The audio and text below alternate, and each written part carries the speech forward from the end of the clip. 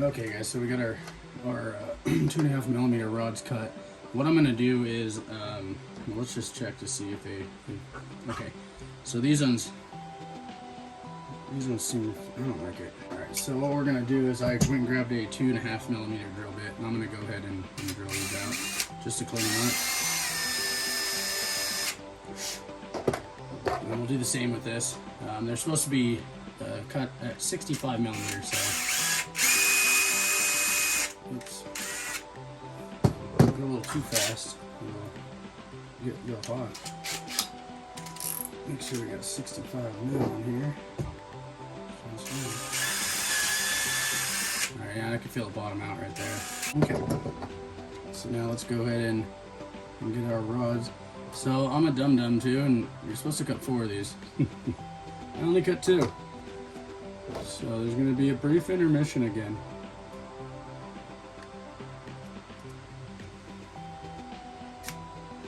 But what you want to do is you actually want to make sure that these go all the way down. Feels pretty good. And then what I'm going to do, I'm going to put just a dab. Just enough to fill the hole. Not fill it, but you know what I mean. Just kind of get like a nice, it looks like it's just filled, but it's not. It's just the top here. And then what I'm going to do is just going to shove this in, make sure it's in there all the way, and then we'll do the same with this guy. And those look good. They look even. So you'll go ahead and do that to both of those. And of course, I added the bearing cover and then the insert here. This insert was meant to be replaceable just in case you had to keep tightening it or adjusting tension and things like that, and this gets kind of ruined. You can reprint this piece. And then there's the bearing inside of here. So I had already built all this, and then now that's ready for, well, once the glue dries, it's ready.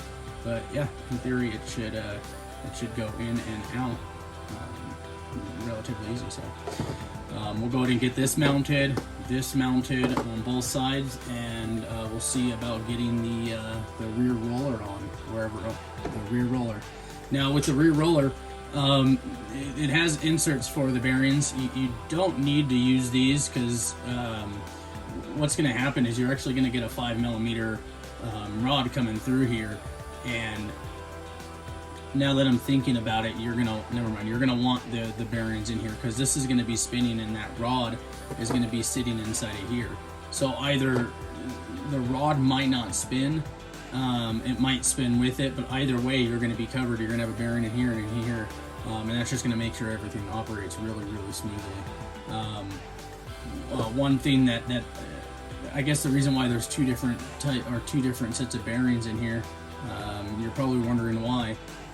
I actually had a design to hold a button head bolt inside of here that kind of just went in here, but I figured that was actually not going to be good enough, and it can cause the bolt to kind of sit like this and then cause tension right here, and obviously you don't want that. You want everything to be free, spinning relatively free. So let me go ahead and get the bearings in here and in here, and then we'll finish it up. Okay guys, so we got all the tensioner stuff ready to go. What I ended up doing is getting the bearing seats correct, and then I went and cut this rod as well, so it's right back. So anyways, that's how that's going to look, and then essentially I'm just going to make sure that we have the right side.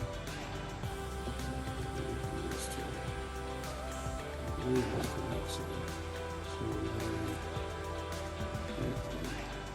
tube in there. We'll get this guy in here. Alright, that's pretty good. Let's go ahead and make sure we're in there. Alright. We'll test our tensioners out. Looks like we're in line with everything.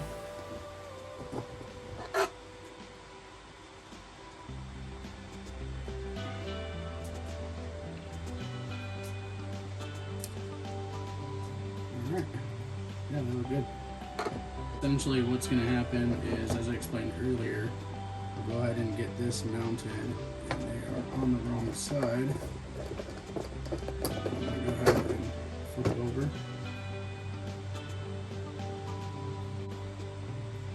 Before I get this installed, what I ended up doing is, you could see the nut inside. It's an M4 nut, and I just added a little super glue just to kind of keep it in there. And that'll allow you to use the tensioner properly and all that good stuff. So I just wanted you guys to see that. Okay, so I don't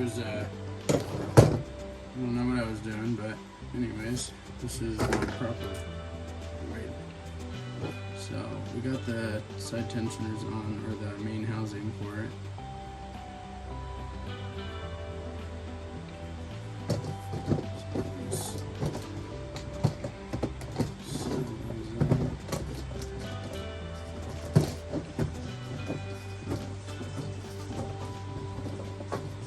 Alright, and you can see they're lined up now. We want those to be lined up. So we'll go ahead and finish putting our screws in. And I don't know if I mentioned it, but I'm using the M2 by 10 millimeter.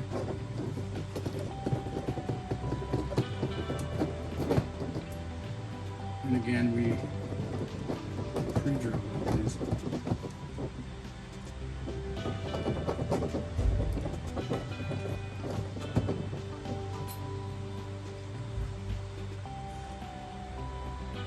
There's the main housing for the detentioner.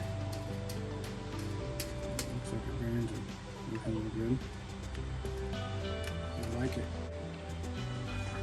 Okay, so I'm just going through and again, it's going to be just so much help, or so much better to go through and pre-drill not pre-drill them because they're already pre-drilled, but just clean the holes up. And I just found the best way to do this is with my 1 point.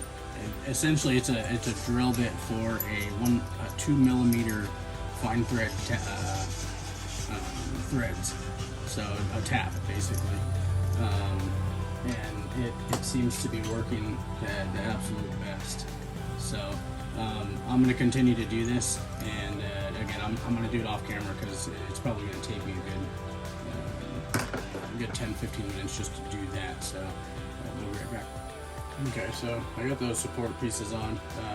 I actually didn't have any more of my hex heads, so I'm using some of these flanged ones up top and then some smaller ones down below, and that should be pretty good. But again, these are the M2 by 5 self-tapping screws. Pretty much all these are self-tapping except for the bigger ones on the end. Alright guys, so we got the rollers, the main frame built. What I'm going to go ahead and start doing is getting the decking on, and then we'll go ahead and do the deck. Now I know I explained earlier yesterday or in the previous video that you probably want to do the belt before you start installing all of these rollers. That way you don't have to sit here and slide the belt underneath every roller just to get it wrapped around to kind of get your length. But I got a little ahead of myself, and just trying to keep moving forward for the video. So anyways, excuse me, what we're going to do is I'm going to go ahead and start getting this decking on. And what that's going to require is all these deck support pieces. So the first one is going to be just a single guy. Second one will be what I'm calling a 2-hole support. Or excuse me, this is just going to be the 1-hole support. And then the one with the 2 holes in the bottom will be your 2-hole support. So, alright, so we got the decking on. This is essentially what it would look like before we start putting the handrails on. Unfortunately, I didn't want there to be any, just trying to eliminate a lot of the hardware. I don't really care for how all the screws, how they look, and I mean, these are cool because they're kind of inside, but the last thing I wanted to do is have this and have a bunch of screws on the face, and I'm just trying to make it look as realistic as possible. And obviously the real ones have welds and such, so There are bolts that hold the real ones together, but they're in inconspicuous spots. So anyways, what you would do is you'd see there's a groove here, and there's a groove here. So you'd actually set that right on top. The bottom part of this sits right on top of this groove. And then what you'll do is you actually glue these in place. Hold on, oh, I was wrong. Excuse me. The groove here on the inside here actually sits on the groove in here. So the top part of your rail will sit flush with the top part, or excuse me, the top part of your beam going across your rail here is going to be flush with your decking. So the longer pieces we're gonna start with this like this, and what I'll end up doing is I'll apply a bead of glue here.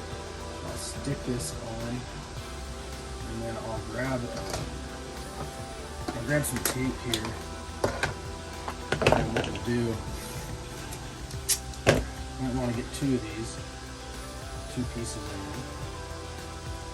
And we can go ahead and just do that.